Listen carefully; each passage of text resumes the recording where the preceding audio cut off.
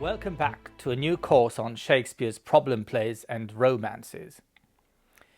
The earliest of Shakespeare's romances, Pericles, Prince of Tyre, was written in late 1607, or perhaps in the first part of 1608.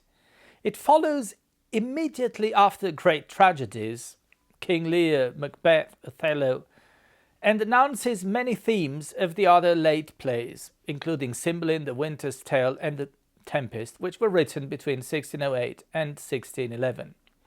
Now, the text in itself is problematic because it was published in 1609 in a quarto edition advertising the late and much admired play by William Shakespeare. However, in 1623, the editors of the first folio edition, Hemmings and Condell, decided to exclude Pericles from the canon.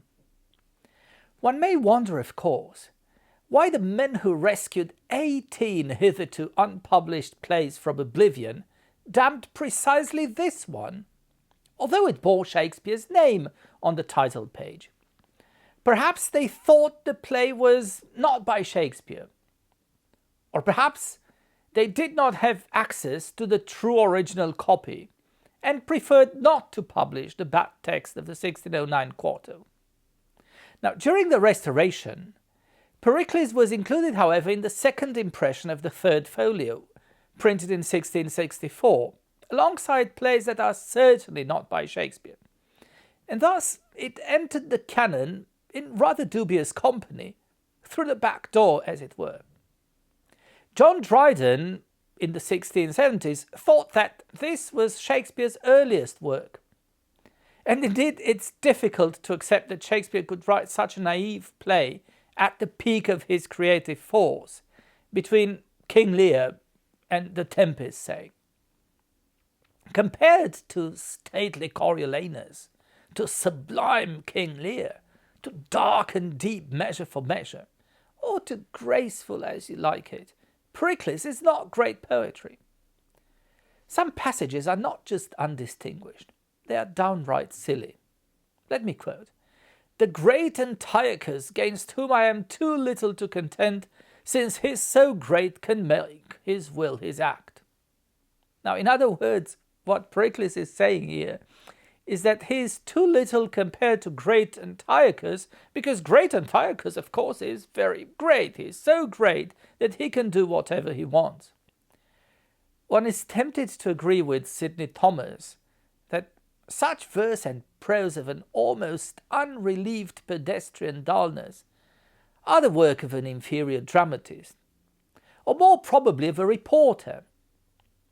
And then suddenly, in the third act, we rejoice to hear Shakespeare's great voice, as Harold Bloom writes.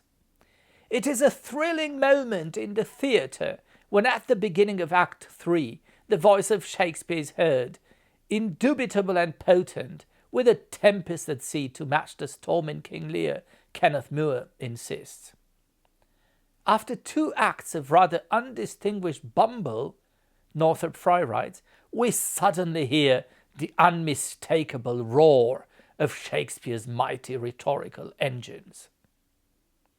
Indeed, only Shakespeare could have written the following lines: "Thou God of this great vast, rebuke these surges, which wash both heaven and hell, and thou that hast upon the wind's command bind them in brass, having called them from the deep. O still thy deafening dreadful thunders, gently quench thy nimble sulphurous flashes." Great vast, surges, nimble sulphurous flashes are undoubtedly Shakespearean. And so are the alliterations, the rhetoric, the images. The passage calls to mind Miranda's invocation to her father, author of another memorable Tempest, of course. "If by your art, my dearest father, you have put the wild waters in this roar, allay them. The sky, it seems, would pour down stinking pitch, but that the sea, mounting to the welkin's cheek, dashes the fire out." Unfortunately, such powerful passages are rare. Pericles is perhaps the play with the least memorable lines in the Shakespearean canon, although occasionally jewels like this one shine in the gravel. Poor inch of nature, for example, in Act 3. The rarest dream that ever dull sleep did mock sad fools withal. Thou that begetst him that did thee beget. All of these are unmistakable Shakespearean lines and images. Most scholars now agree that the play was written in collaboration with George Wilkins, a rather untalented and essentially parasitic writer, as E.A.J. Honigman called him. In 1608, Wilkins had also published a novel called The Painful Adventures of Pericles, Prince of Tyre, which adheres very closely to our play. It is generally accepted nowadays that Wilkins read the first 2 acts and Shakespeare the following 3. Howard Felprin, for example, believes that the entire play is by Shakespeare and argues that the quality of the first 2 acts can be explained by a deliberate effort to return to archaic modes of dramatic representation, and that the sea change that comes over Shakespeare's versification in the 3rd act corresponds to a shift in the play's centre of gravity and interest from Pericles as prince to Pericles as man, husband and father. However, it's hard to understand why a great writer would deliberately write like a mediocre one, and why Pericles the man would require better verse than Pericles the prince, as Felprin says. So his point doesn't really hold water. The case for co-authorship, however, was made rather cogently by F.G. Flea in 1876 and by H.D. Sykes again in 1919, and it is summarized brilliantly by Brian Vickers, who concludes that a unanimous consensus points to Wilkins as a co-author. Vickers and MacDonald P. Jackson single out these features of Wilkins's style. I quote, "The constant use of antithesis, often to add emphasis to a sententious couplet, which is given even more emphasis by alliteration. The idiosyncratic use of which to open a speech, the frequent use of this or thus to point towards some moral or maxim, the elision of a relative pronoun, the unpredictable insertion of rhyme into blank verse speeches." Another critic, Sidney Thomas, considers that the style of the first 2 acts is not archaic or formalized. It is simply incompetent, flat in diction, lifeless in rhythm, and unconvincing in content, he says. To these, one can add a mixture of blank verse with rhyme couplets, often using bad rhymes such as sin, him, soon, doom, using different nasals, as you can see. Flea shows that Wilkins uses 195 rhymed lines and Shakespeare only 14 in the entire play. In the Wilkins parts, Acts 1 and 2, one can read lines like, "Then as you are as virtuous as fair," or inept passages like this one. "Oh, attend my daughter, princes in this should live like gods above, who freely give to every one that comes to honour them, and princes not doing so are like to gnats, which make a sound, but killed are wondered at." It cannot get much worse. But this is too bad for a play in which Shakespeare had even a small part. However bad Wilkins may have been, even hasty revision by Shakespeare would have improved such passages. In addition to co-authorship, consequently, one must also take into account the hypothesis of memorial reconstruction, of a pirate copy made from foul papers, or of typographical carelessness, although the first ones are more likely, I should say. Suzanne Gossard, for example, the latest editor of the play, favours some sort of report. Something similar happened with other plays printed in quarto. And perhaps W. W. Gregg was right to regard the majority of the quartos of Shakespeare's plays that preceded the collection of 1623 as the offspring of piracy and deception. One may be reminded that Hamlet's famous soliloquy sounded like this in the Bad Quarto of 1603. To be or not to be? Aye, there's the point. To die, to sleep. Is that all? Aye, all. No, to sleep, to dream, aye, merry. There it goes. Come on. Would one accept that Shakespeare wrote Hamlet if only the Bad Quarto had survived? But things are even more complicated in the question of authorship. There are great passages that memorial reconstruction would have ruined. And they are not limited to Acts 3 to 5, but also appear in the first two acts attributed to Wilkins. These lines, for example, from the first scene, sound perfectly Shakespearean. Few love to hear the sins they love to act. 'Twould braid yourself too near for me to tell it. Who has a book of all that monarchs do, he's more secure to keep it shut than shown. For vice repeated is like the wandering wind, blows dust in others' eyes to spread itself. All love the womb that their first being bred, then give my tongue like leave to love my head. Few love to hear the sins they love to act displays the repetitions and symmetries inside hemistichs that characterize much of Shakespeare's best lines in the plays or in the sonnets. Compare, for example, to "'Tis thee myself that for myself I praise" in Sonnet 62, "'Tis better to be vile than vile esteemed" in Sonnet 121, or "Is lust in action and till action lust" in Sonnet 129. "Give my tongue like leave to love my head" shows the same taste for witty, alliterative riddling that can be found in Juliet's "I look to like if looking liking move." These lines from Wilkins's first act are certainly comparable to one of the best lines in the play uttered in Act 5, "Thou that begetst him that did thee beget." It's kind of a tongue twister, isn't it?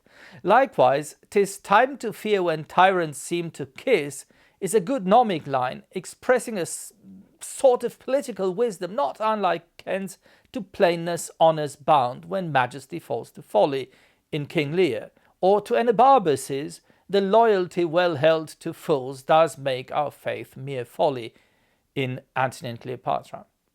"One sorrow never comes but brings an heir" in Act 1 is not as striking as Claudius's "when sorrows come they come not single spies" in Hamlet, but it is an equally memorable formulation of the famous saying.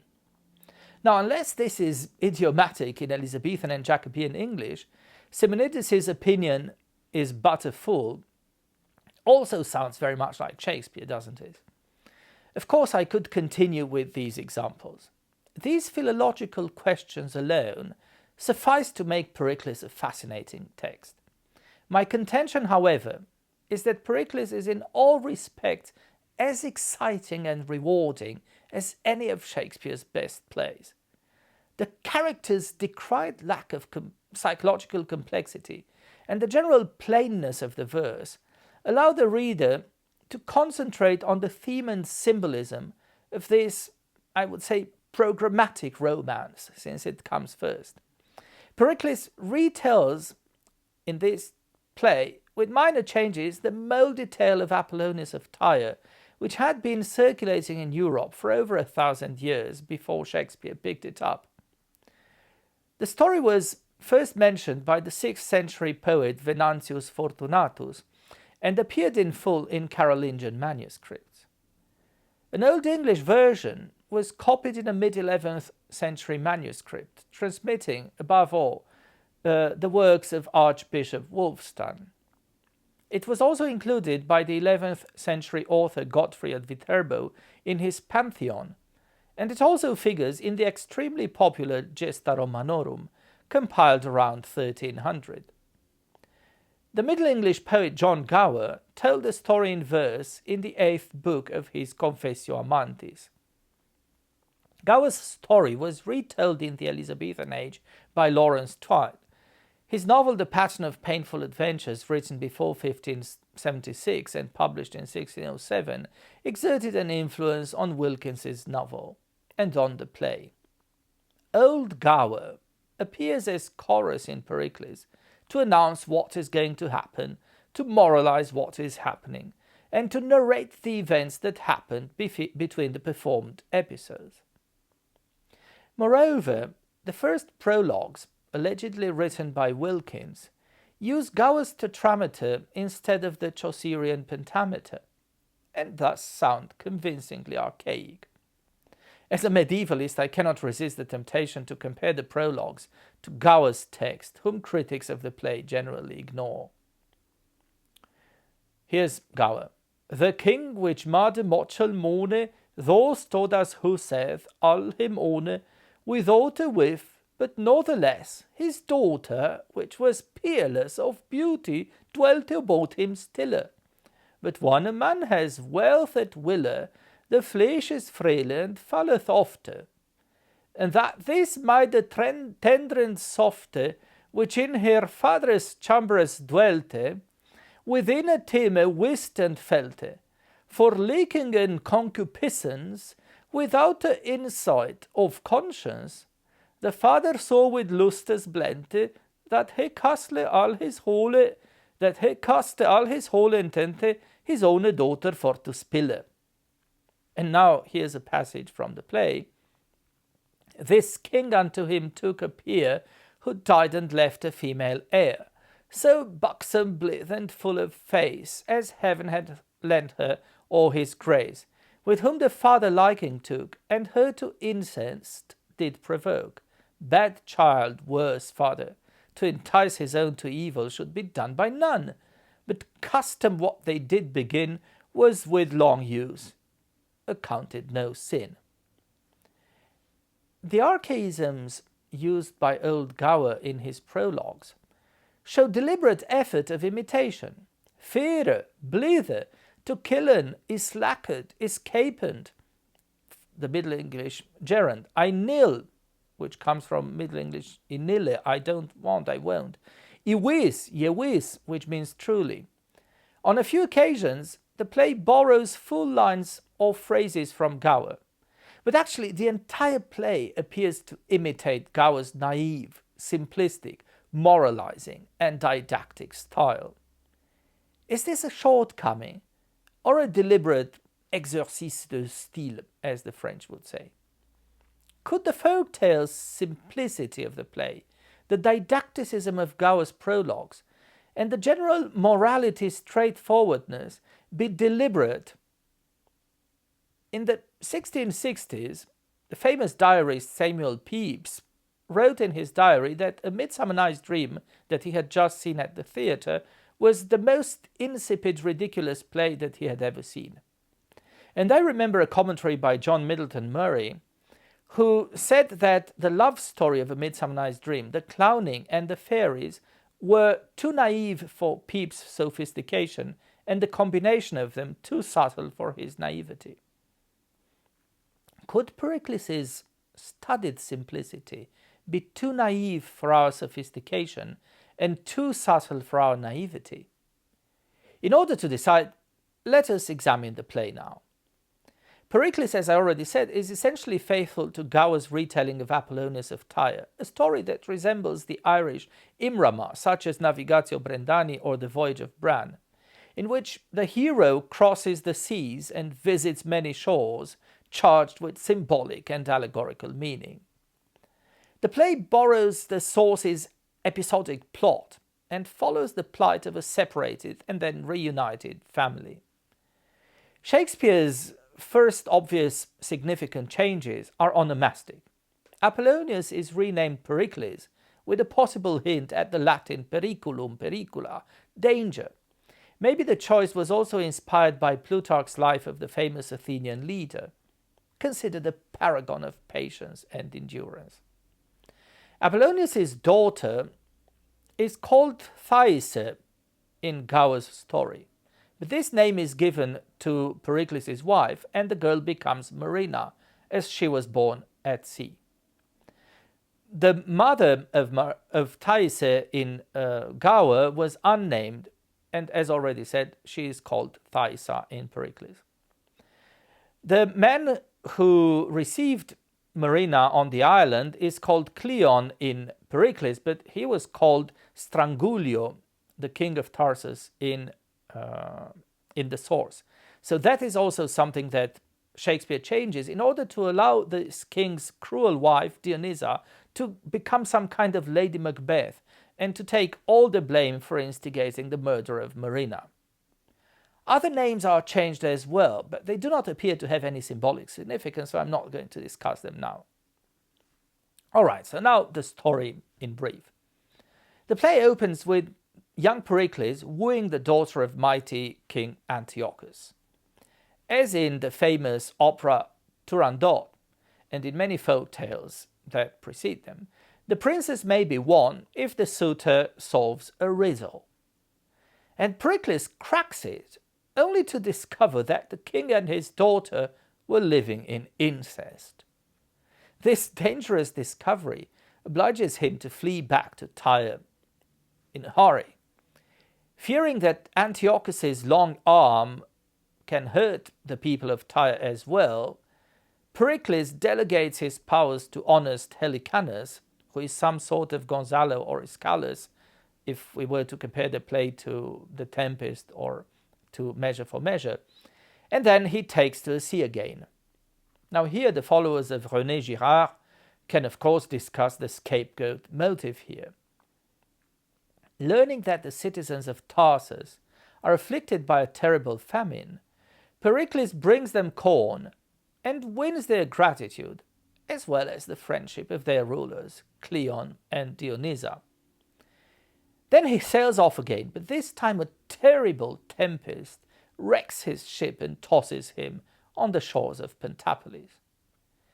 Destitute and alone, Pericles is rescued by 3 fishermen, who inform him that the good king Simonides is organizing a tournament for the hand of his daughter Thaisa.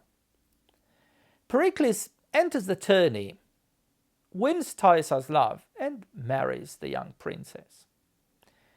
Letters also come from Helicanus informing Pericles that Antiochus has died in the meantime and it's safe now to go back to Tyre. Pericles and pregnant Thaisa take to the sea again, and now during a terrible tempest, Thaisa is delivered of a girl, Marina, but apparently dies in childbirth. She is thus placed in a sealed metal coffin and thrown into the roaring waves. The girl, as already said, is baptized Marina. The coffin reaches Ephesus, where a physician called Cerimon revives Thaisa. The woman, who thinks that Pericles and Marina perished in the tempest, becomes a priestess of the chaste goddess Diana. Meanwhile, Pericles arrives at Tarsus, entrusts Marina to Cleon and Dionysa, returns to Tyre, and vows to live in self-neglect until he is reunited with his daughter. Marina is raised side by side with Cleon and Dionysa's unremarkable daughter, and 14 years later, nubile Marina's exceptional gifts stirred Dionysa's jealousy, and the queen decides to have her killed. Fortunately, Marina is abducted by pirates before the execution can be carried out. Unfortunately, however, they do not rescue her out of charity, but sell her off to a brothel in Mytilene. Here, however, the bawds cannot break her to the trade, and Marina, on the opposite, converts all the clients to virtue, thus menacing to bankrupt the business. One of the clients, transformed by Marina's grace and eloquence, is young Lysimachus, governor of Mytilene, who falls in love with her. The play now moves back to Pericles, who sails to Tarsus to meet his daughter. Instead, he is shown a deceptive epitaph on a grave. He leaves Tarsus believing that Marina is dead, but a providential tempest leads him to Mytilene on the feast of Neptune. Learning about his noble visitor's distress, Lysimachus sends Marina on Pericles' ship to cheer him up with music and dancing. Her story reveals her identity to an enraptured Pericles, who starts hearing the music of the spheres, falls asleep, and has a prophetic dream, ordering him to visit the temple of Diana in Ephesus. Favorable winds take the ship there, where the family is reunited. In Ephesus, they receive news from Pentapolis and Tarsus. Thaisa's father, the good Simonides, has died, and thus Pericles decides to rule from Pentapolis and to allow Lysimachus and Marina to rule in Tyre. In Tarsus, the citizens had rebelled against treacherous Cleon and Dionysa and burned them in their castle. In the epilogue of the play, Gower moralizes these numerous characters and their acts in the following fashion. In Antiochus and his daughter you have heard of monstrous lust, the due and just reward. In Pericles, his queen and daughter seen, although assailed with fortune fierce and keen, virtue preserved from fell destruction's blast, led on by heaven and crowned with joy at last. The play thus preserves the allegorical, didactic and moralizing dimensions of its medieval sources. The plain verse, the sequential episodic plot, and the unsophisticated characters invite the reader to focus on the rich symbolism and perfect symmetries of characters, space, and action. The sea, which can change its providential winds into fatal storms, and the various cities have a moral and symbolic significance. Antioch is infected by devouring incest, Tarsus by cannibalism, envy and murder, and Mytilene by harlotry, whereas Tyre, Pentapolis and Ephesus are virtuous cities. Pericles finds his true love on his third attempt after the preliminary trials of Antioch and Tarsus. By cracking Antiochus's riddle and fleeing the city, he proves wise and chaste. By relinquishing his crown in Tyre in order to protect his subjects from Antioch's revenge, he demonstrates selflessness and humility. By feeding the starving people of Tarsus, he shows charity, generosity. Finally, by joining the tournament in Pentapolis, despite his destitute condition, he shows daring and nobility.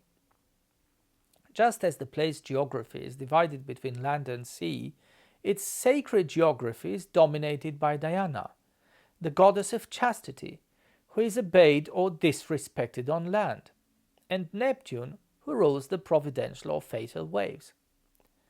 Thaisa and Marina worship chaste Diana in the temple of Ephesus, or even paradoxically in the brothel of Mytilene, whereas Antioch's daughter and the boards of Mytilene are the enemies of chastity.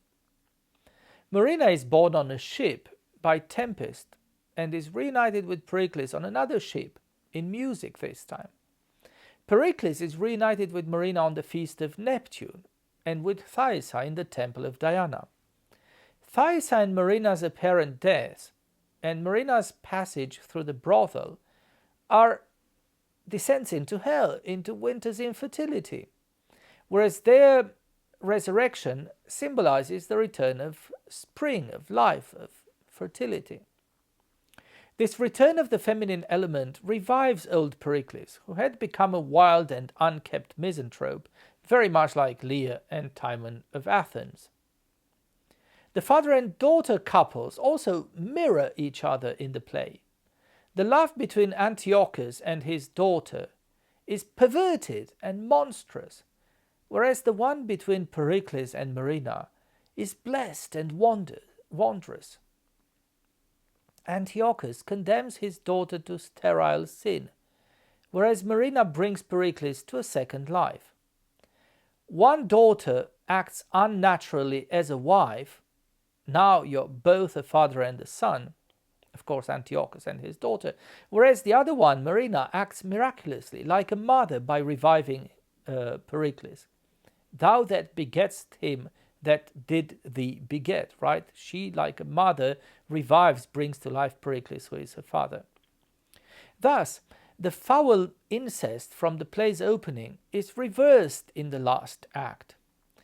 Incestuous Antiochus loves his daughter too much, indeed unnaturally so, whereas Dionysa accuses Cleon that he does not love his daughter enough to kill Marina, who overshadows her. You not your child were loving, the evil queen says. Simonides and Pericles love their daughters as nature and measure allow, like good fathers, and are able both to protect them and to let them go, to let them marry a young man. Chastity opposes Marina to Antiochus's perverted daughter. Her miraculous maritime birth and her divine gifts oppose her to Cleon and Dionysa's banal terrestrial daughter Philoten, who is actually so irrelevant that she's not even she's mentioned without even being introduced on stage in the play, right? Saintly Thaisa is the opposite of murderous Dionysa, who acts like a harpy. In famished Tarsus, as in opulent Antiochia, the motherly instinct is perverted.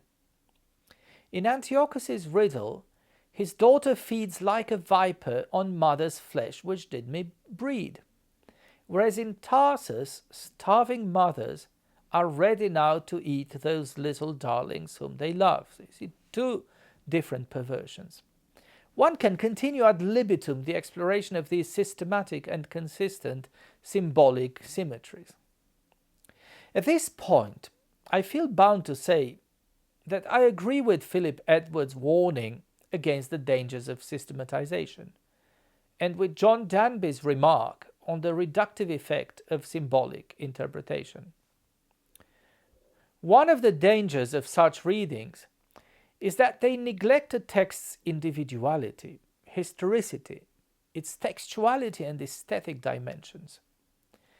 Busy with their patterns, structures, and archetypes, such readings ignore the work of art qua work of art, as T.S. Eliot understood it, its aestheticism, its individuality.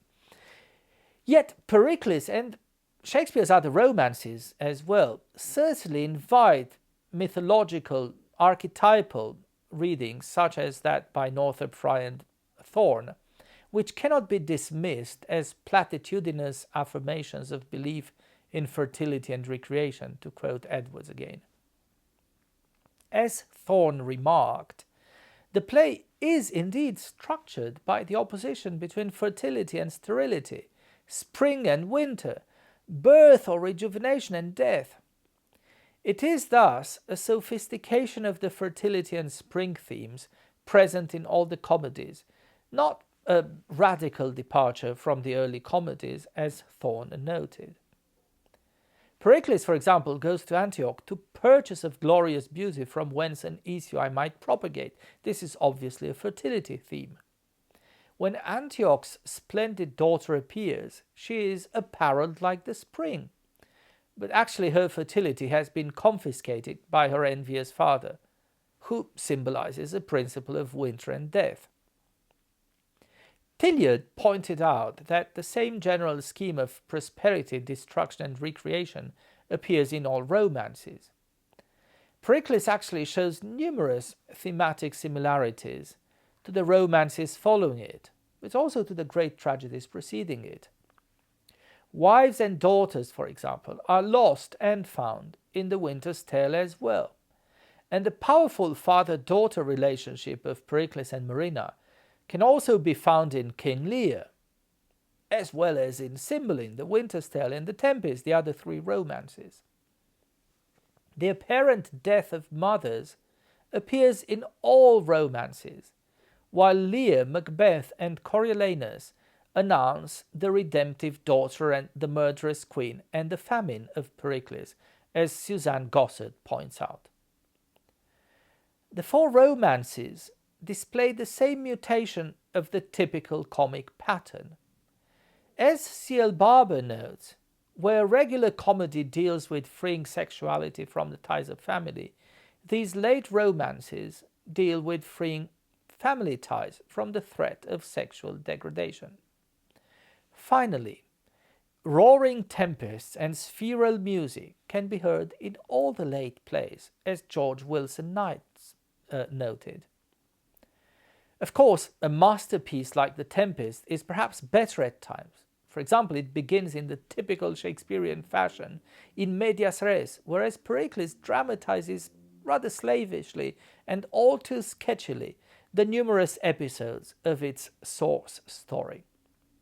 One can only wish at times that Shakespeare had done without Wilkins's clumsy contribution, and perhaps even that he had started the story with Marina's birth during The Tempest that opens Act 3.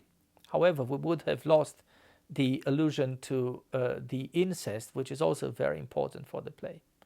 However, if Shakespeare had started ex abrupto, that would have given him more time to develop Pericles and Marina into actual deep characters, resembling at least Prosper and Miranda, if not King Lear and Cordelia.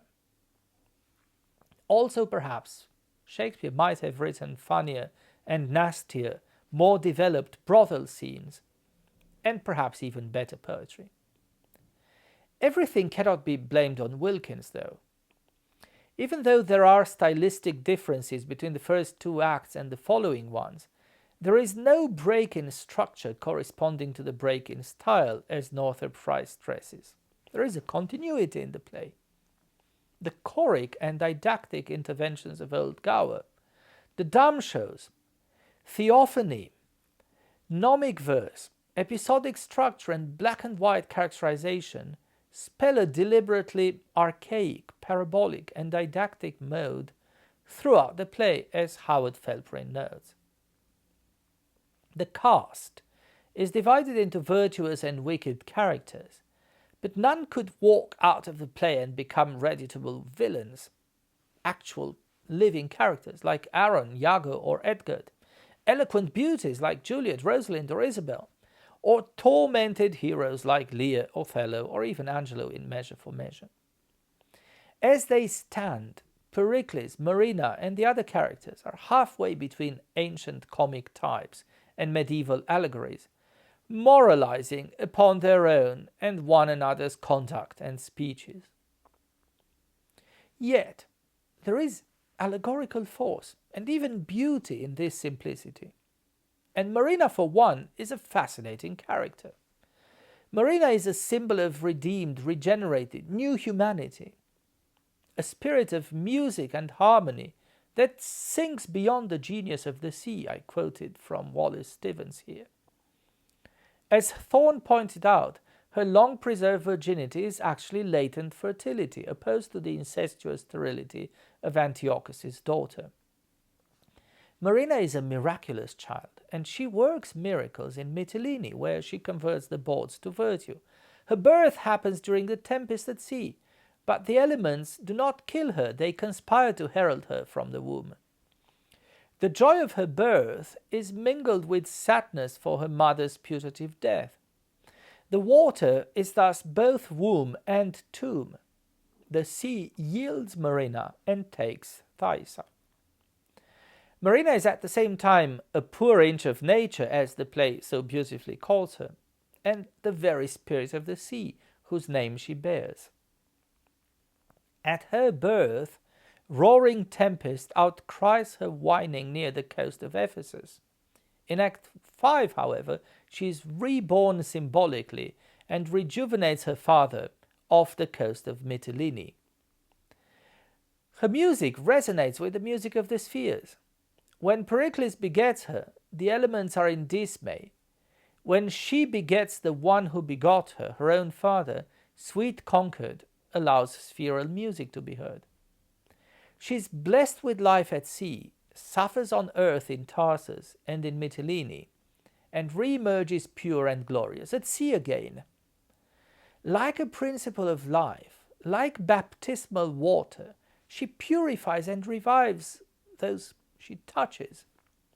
In the brothel scenes, the bawds complain that she's able to freeze the god Priapus, and would make a Puritan of the devil if he should cheapen a kiss of her. Like Miranda, She seems a goddess accompanied by music divine. But she's actually even more admirable than admired Miranda. She sings like one immortal. Absolute Marina, as Gower puts it, elicits general wonder. Her nature is grace, music, water, and light. She is perhaps Shakespeare's supreme and purest, most beautiful personification of what Goethe called das ewig Weibliche, the eternal feminine, absorbing and lifting man. Thus, like the folk tale that underlies it, Pericles compensates for its lack of realism by an increased symbolism. In no play does Shakespeare's imagination move with a more careless and miraculous grace, exactly because he now writes from a centre where poetry is the only realism, and so allows himself an unhampered use of tempest and spheral music, George Wilson Knight argues. The reader who thinks that Pericles is appallingly inferior to the great tragedies preceding it, or even to the romances that follow it, must also concede that the tempests tossing poor Pericles to and fro are in keeping with the mad storm ravaging Lear's mind and body, or to the magic tempest stirred by Prospero. As in King Lear and the Tempest, the disorder of the elements frames man's distemper, but tempests also have a providential, purifying role. Similarly, the music performed by Ariel and Marina is both art and nature, spheral and human harmony. Pericles, to come back to the Tempests, experiences tempests as all men do in Hac Tempestate in this life, as a hostile manifestation of the elements, or perhaps symbolically as fatal adversity. Anticipating the anger of Antiochus, whose dirty secret he had cracked, Pericles wonders how I might stop this tempest ere it came. When caught in an actual tempest, he invokes the mercy of the elements, reminding them that microcosmos, man, is just their humble replica. Yet cease your ire, you angry stars of heaven. Wind, rain, and thunder, remember earthly man is but a substance that must yield to you. However, as Gower informs us, the storm that tosses Pericles on the coasts of Pentapolis is also fortune's way to give him glad. For now the wind begins to blow, thunder above and deeps below, make such unquiet that the ship should house him safe, is wrecked and split. And he, good prince, having all lost, by waves from coast to coast is tossed. All perishen of men, of pelf, ne aught escapen but himself, till fortune, tired with doing bad, threw him ashore to give him glad. You have noted the archaisms, right? The fateful tempest that destroys Pericles' ship and washes him ashore is the way in which Providence also leads him to his future wife. On the coast of Pentapolis, Pericles encounters 3 fishermen, whose pity for the drowned crew anticipates Miranda's in the Tempest. Alas, poor souls, it grieved my heart to hear what pitiful cries they made to us to help them, the first fisherman says. Oh, I have suffered with those that I saw suffer. Poor soul, they perished, Miranda laments. The fisherman's jokes about the porpoise, which is half fish, half flesh, in Pericles, resembles Stephano and Trinculo's jests about the nature of Caliban. What have we here, a man or fish, dead or alive? In this, as in other respects, of course, Pericles may be regarded as preparatory work for the Tempest as well. In Pentapolis, Thaisa is easily won. There is little tension, little actual wooing, little fatherly opposition to the marriage of Thaisa and Pericles. Although Pericles participates in a tourney to win Thaisa's hand, she is already in love with him. Like Prospero, Simonides treats his daughter's suitor harshly, only to try his love. "Thou hast bewitched my daughter, and thou art a villain," he insinuates. But it does not take long for the king to bless the young couple and to dispatch them to their duty. "It pleases me so well that I will see you wed, and then with what haste you can, get you to bed." Quickly dispatched, right? Good news about Antiochus's death allows Pericles and his pregnant princess to leave Pentapolis for Tyre, as already said. As Gower informs the audience, a tempest symmetrical to the one that brought Pericles to Pentapolis now separates him from Thaisa. The grizzled north disgorges such a tempest forth that as a duck for life that dives, so up and down the poor ship drives. The lady shrieks, and well anear does fall in travail with her fear. And what ensues in this fell storm shall for itself perform, we read in the chorus to the third act. Shakespeare picks up the story from Wilkins in the middle of the storm, with Pericles' powerful appeal discussed above, which I would like to quote again. "Thou God of this great vast, rebuke these surges which wash both heaven and hell, and thou that hast upon the wind's command, bind them in brass, having called them from the deep. Oh, still thy deafening dreadful thunders, gently quench thy nimble sulphurous flashes." One may imagine that Pericles, like King Lear, contending with a fretful element, bids the winds blow the earth into the sea, or swell the curled water above the main, that things might change or cease. You can see him fighting with the storm, right, like Lear. The storm is both blessed and cursed, and thus a perfect metaphor of life. Marina is born in the storm, but Thaisa apparently dies in childbirth. "Patience, good sir, do not assist the storm, here's all that's left living of your queen," the midwife Lycorida says to Pericles. Marina later recalls that she was born in a tempest. "When my mother died, this storm to me is like a lasting storm, worrying me from my friends." Or, "When I was born, the wind was north," thus cruel cold, right?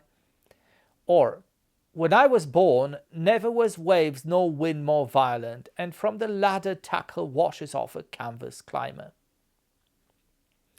Pericles' last sea journeys are symmetrical to his first ones. At the beginning of the play, he sailed to Antioch in search of a wife. Now he sails to Tarsus in order to find his own daughter. In Antioch, he found a perverted daughter's counterfeit beauty, whereas in Tarsus he finds a pure daughter's counterfeit grave. When Pericles' will is done, calm seas allow him to reach the desired shores, but reality actually deceives him, and there he finds only sin and death. Tempests, however, apparently wreck him, but actually they take him to unsuspected bliss. Thus, for example, a new storm carries Pericles' ship to Mytilene. As Gower informs us, he bears a tempest which his mortal vessel tears, and yet he rides it out. On the feast of Neptune, on his ship anchored off the coast of Mytilene, old Pericles, who had forsaken all hopes of life and bliss, is visited by the epiphany of music, harmony, and life by his own daughter Marina. Born at sea during a tempest, she brings her father to life also at sea, but with music this time. Symbolically begetting the one who begot her, Marina annuls Antiochus and his daughter's incest. Antiochus's daughter was also introduced by music, but that music only appealed to lust, like Salome's inebriating dance. In Pentapolis, Simonides called Pericles music's master, but Pericles does not actually possess the music of resurrection. On the other hand, Cerimon did ask for rough and woeful music as he was trying to resurrect Thaisa, but actually he healed her with medicine, not with music. Only Marina's music has restorative powers. In The Tempest, Ariel's music has a hypnotic effect too, but it lacks the regenerative force of Marina's music. It doesn't change the man of sin. Fiery Ariel flames amazement. His element is fire and air, but Marina is a source of grace and harmony. She has the genetic, baptismal, and regenerative force of the feminine element of water. After Marina's music and revelations, a higher sort of music is heard. This is one of the most delicate and beautiful passages, not only in this play, I would argue, but in all Shakespeare's romances, or perhaps even in all Shakespeare.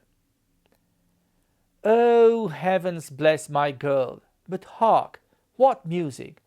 Tell Helicanus, my Marina, tell him o'er point by point, for yet he seems to doubt how sure you are my daughter. But what music? My lord, I hear none, Helicanus says. He is not touched by this grace. Pericles, none.